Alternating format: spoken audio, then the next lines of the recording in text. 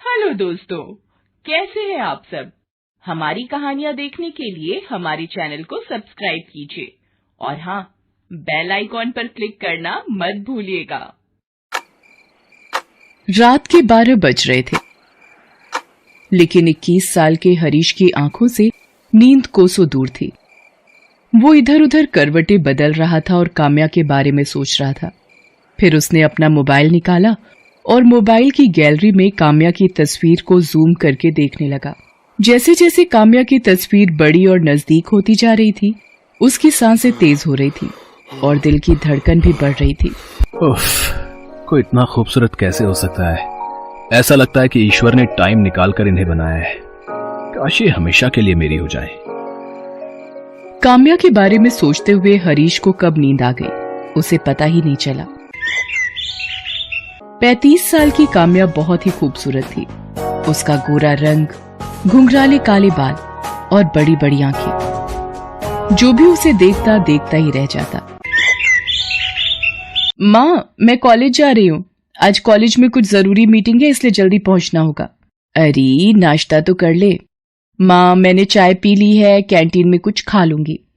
काम्या अपनी माँ के साथ दिल्ली में रहती है। काम्या ने अब तक शादी नहीं की थी। वो दिल्ली के ही एक कॉलेज में इकोनॉमिक्स की प्रोफेसर थी। अपने सब्जेक्ट में वो बहुत ही माहिर थी, इसलिए कॉलेज के प्रोफेसर के साथ साथ स्टूडेंट्स भी उसे बहुत मानते थे। काम्या आज भी अपने स्टूडेंट्स की क्लास ले रही थी। उन्हीं स्टूडेंट्स में हरीश भी था, जो उसे घूर घूर कर देख रहा था और मन ही मन उनके बारे में कुछ सोच रहा था। इकोनॉमिक्स जैसे बोरिंग सब्जेक्ट्स को भी काम्या मैम कितना इंटरेस्टिंग बना देती हैं। ये खुद भी तो इतनी इंटरेस्टिंग है कि इनसे पीछा छुड़ाना मुश्किल हो जाता है। हरीश काम्या मैम के ख्यालों में खोया हुआ था। तभी काम्या ने उससे एक सवाल पूछा।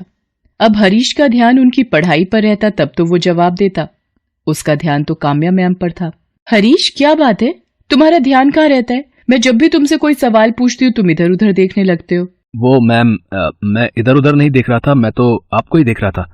आपसे नजर हटती कहाँ है मैम। उसके ऐसा कहते ही पूरी क्लास हंस पड़ी। हरीश, ये तुम क्या कह रहे हो? मैम की डांट सुनते ही हरीश को अपनी गलती का एहसास हुआ और उसने अपनी बात को बदलते हुए कहा, सॉरी मैम, मेरा मतलब वो नहीं था। मैं तो ये कहना चाह रहा था कि आप इतना अच्छा पढ़ाती हैं कि कोई कहीं और कैसे ध्यान दे सकता है। अच्छा ठीक है, तो फिर मेरे सवाल का जवाब दो। उसी दिन की बात है, लंच का समय खत्म हो गया था। हरीश स्टाफ रूम के बाहर काम्या मैम का ही इंतजार कर रहा था।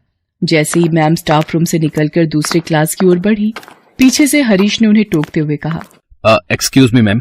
हरीश, तुम यहाँ? तुम्हें तो अपनी क्लास में होना चाहिए। मैम, वो मुझे आपसे कुछ बात करनी थी। मुझसे? हाँ बोलो, क्या बात है? उसके बाद हरीश ने डरते डरते धीमे से काम्या मैम से कहा, मैम, मैं आपसे ट्यूशन पढ़ना चाहता हूँ। ट्यूशन? पर मैं तो ट्यूशन नहीं पढ़ाती। तुम्हें कोई भी प्रॉब्लम है तो तुम मुझसे यहीं पूछ लो, मैं उसका सोल्यूशन दे दूंगी। सॉरी मैम, लेकिन यहाँ इतने सारे स्टूडेंट्स होते हैं कि मैं पूछ ही नहीं पाता, और कभी कभी तो लगता है कि कहीं मेरे किसी क्वेश्चन पर वो हंस ना दें। अरे ये क्या बात हुई? क्वेश्चन पूछने पर कोई क्यों हंसेगा? जितनी मर्जी है और सब्जेक्ट से रिलेटेड जो भी सवाल है तुम पूछो। एक बार नहीं, बार बार पूछो, लेकिन ट्यूशन के लिए मुझसे मत कहो। लेकिन हरीश अपनी जिद पर अड़ा रहा और काम्या को इमोशनली ब्लैकमेल करने लगा। मैम, मेरा इकोनॉमिक्स बहुत ही कमजोर है। मुझे लगता है कि मैं इसमें फेल हो जाऊंगा। अगर मैं फेल हो गया तो पूरे कॉलेज और घर वालों के सामने मेरी नाक कट जाएगी। मैम, मेरे पापा किसान हैं। बहुत ही मेहनत से वो मुझे और मेरी बहन को कॉलेज में पढ़ा रहे हैं। उन्हें हम दोनों से बहुत सारी उम्मीदें हैं। अगर मैं फेल हो गया तो वो टूट जाएंगे मैम। ये कहते हुए हरीश रोने लगा। हालांकि उसके आंसू घड़ियाली थे और वो किसी तरह काम्या के घर जाना चाहता था ताकि वो काम्या मैम के साथ अकेले में कुछ समय बिता सके, उन्हें देख सके, उन्हें महसूस कर सके और एक दिन अपने दिल की बात उनसे कह सके। लेकिन काम्या को इस बात का कहाँ पता था। उसके लिए तो हरीश भी बाकी स्टूडेंट्स की तरह ही था।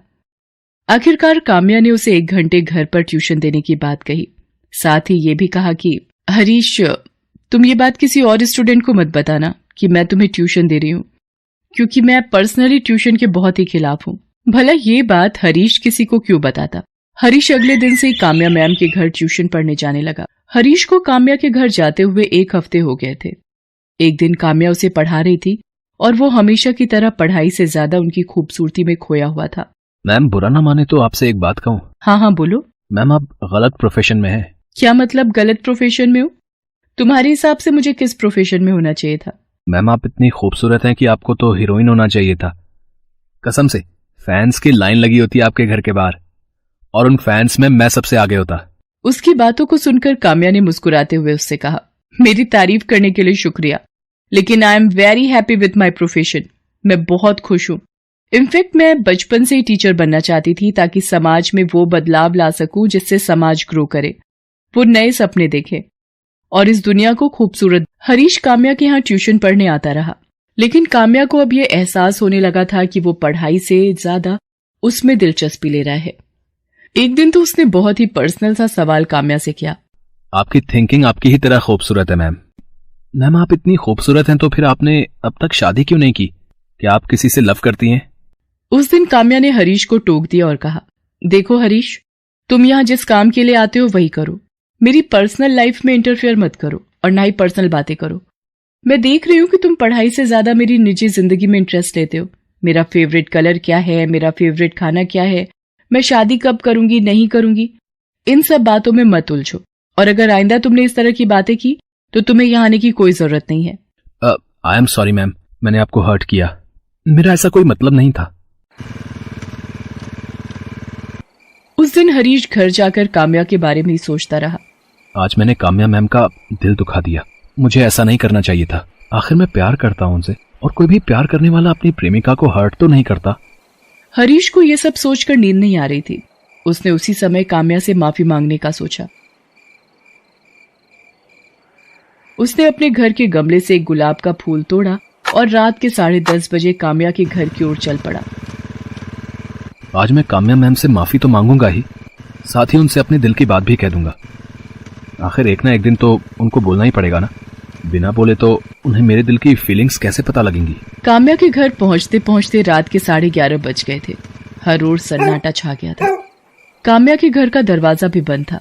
मैम के घर का दरवाजा तो बंद है, लेकिन मैं उनसे माफी मांगे बिना और दिल की बातें कहे बिना नहीं जाऊंगा। उसके बाद हरीश पाइप के सहारे काम्या मैम की बालकनी में पहुंचा, फिर घर के अंदर चला गया। काम्या उस समय सो रही थी। हरीश मैम को देखने लगा। मैम सोए हुए में भी कितनी खूबसूरत लग रही हैं। ऐसा लग रहा है कि मैं इन्हें गले लगा लूं। हरीश मैम की तरफ बढ़ने लगा। तभी हरीश के मोबाइल की रिंग बजी। जब तक वो अपने फोन को साइलेंट मोड में करता, रिंग की आवाज से काम्या की नींद खुल गई। उसने अपने सामने हरीश को देखा तो वो बहुत डर गई। हरीश, तुम यहाँ और इस वक्त? तुम अंदर कैसे आए? मैम मैं आपसे माफी मांगने आया हूँ। माफी किस बात की? मैम मैं आपसे पर्सनल सवाल अब कभी नहीं करूंगा। ये कहने के लिए तुम इतनी रात को और इस तरह मेरे घर आए हो? ये कहकर हरीश ने गुलाब का फूल काम्या की ओर बढ़ाते हुए कहा, आई लव यू मैम। मैं आपसे बहुत प्यार करता हूँ। मैं आपके बिना नहीं रह सकता। मुझे हर पल, हर सेकंड, हर जगह आप दिखाई देती है ma'am. I really love you ma'am. ये सब क्या बकवास है हरीश? तुम होश में तो हो? तुम्हें पता है तुम क्या कह रहे हो? ये कहकर हरीश काम्या की ओर एक बार फिर से बढ़ा। Stop, I said stop. जहां खड़े हो वहीं खड़े रहो, नहीं तो अभी मैं पुलिस को बुलाऊंगी और तुम्हें जेल भिजवा दूंगी। एक ही सेकंड में सारी आशिकी बाहर आ जाएगी। ये आप क्या कह रही हैं मैम? किसी को प्यार करना कोई गुनाह तो नहीं है। देखिए, पुलिस को मत बुलाइए। मेरे प्रेम प्रस्ताव को स्वीकार कर लीजिए। वैसे मैं जानता हूँ कि आप भी मुझे चाहती हैं, बस कहने से डरती हैं। अगर मुझे नहीं चाहती तो फिर ट्यूशन के लिए क्यों अलाउ किया मुझे? हरीश, तुम्हें अच्छे से पता है कि ट्यूशन के लिए मैंने क्यों अलाउ किया, लेकिन लगता है मैंने सच में बहुत बड़ी गलती कर दी है। नहीं मैम, आपने कोई गलती नहीं की है। गलती तो मैंने की आपसे प्यार करके। पता नहीं इस दुनिया में प्यार को इस नजर से क्यों देखा जाता है। सभी कहते हैं कि एक दूसरे से प्यार करो, फिर कंडीशन लगाने लगते हैं। प्यार कंडीशन से नहीं होता है, लेकिन उसकी सीमाएं तय हैं हरीश। मान लो कल को कोई इस तरह तुम्हारी बहन के कमरे में घुस जाए और उससे बदतमीजी करे, उसे जबरदस्ती प्रेम प्रस्ताव दे, तो तुम क्या करोगे? कोई मेरी बहन के कमरे में घुसेगा तो मैं उसे जान से मार दूंगा। अपनी बहन पर बात आई तो उसे जान से मारने लगे। मैं भी तो किसी की बहन हूँ, बेटी हूँ। बोलो मैं क्या करूँ? मैं भी मार दूं तुम्हें जान से, या तुम पर केस करके तुम्हें जेल भिजवा दूं? क्यों अपने परिवार की इज्जत मिट्टी में मिलाने पर तुले हो? हरीश, ये पढ़ने का समय है, करियर बनाने का समय है। उस पर ध्यान दो और कभी भी सीमाओं को मत लांघो। काम्या की बात धीरे धीरे हरीश को समझ में आने लगी। उसे अपनी गलती का एहसास हो गया। उसने काम्या से माफी मांग ली और वापस लौट गया।